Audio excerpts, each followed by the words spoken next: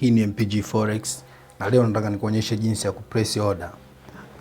Ukifungua platform ya Metatrader 4 au Metatrader 5 utakutana na kwanza na quotes. Kwa hiyo hizi rangi hapo unavyoziona zinazobadilika, rangi nyekundu na rangi ya blue zina maana yake. Rangi ya blue it means kwamba thamani hiyo ya pesa base imepanda kuliko thamani ya pesa ambayo bei iliyopita. Na rangi nyekundu inamaanisha kwamba bei imeshuka tofauti na bei ya iliyopita. Kwa hiyo hizi rangi ndo maana yake hiyo kwa haraka. Na ukija kwenye kuplace trade utakuja kwenye katikati hapa kwenye button ambayo imeandikwa trade. Ukija hapa utaonyeshwa balance yako, kiasi chako ambacho unakipossess kwenye account yako. Na ukitaka kuplace trade utabonyeza hii alama ya jumlisha pembeni.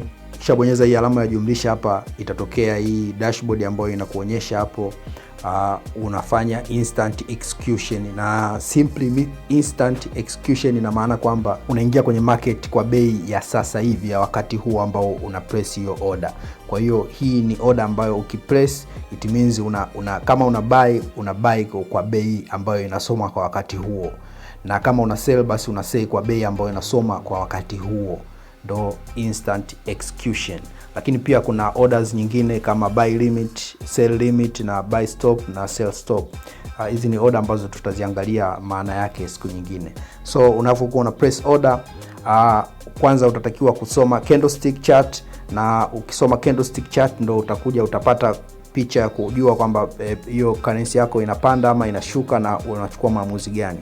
Kwa mfano hapa naweza nikaanalyze nikaona kwamba ina range market ambayo ipo kwenye uptrend na natarajia kwamba itashuka downtrend. Kwa hiyo nataka niende nika sell. Kwa hiyo nitakuja hapa kwenye instant execution, nitataka kuuza kwenye market kwa sababu naamini price itashuka chini. Kwa hiyo nataka ni sell.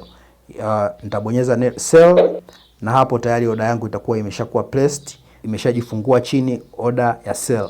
Na hii nimeiweka order, sijaiweka stop loss wala take profit, kwa maana ya kwamba nataka nikuonyeshe namna jinsi unavyoweza kuedit order yako ambayo tayari umeshaiplace. Unaweza ukaplace order alafu ukataka baadaye ukaona price imefanya mabadiliko fulani na wewe ukataka kuibadilisha order yako. Kinachotakiwa kufanya, unakuja kwenye pair yako ambayo tayari umeshaiplace order, unaihold, unaibonyeza kwa kuihold, then hapo itatokea option, kuna close position, modify position, new order, chart na bulk operation.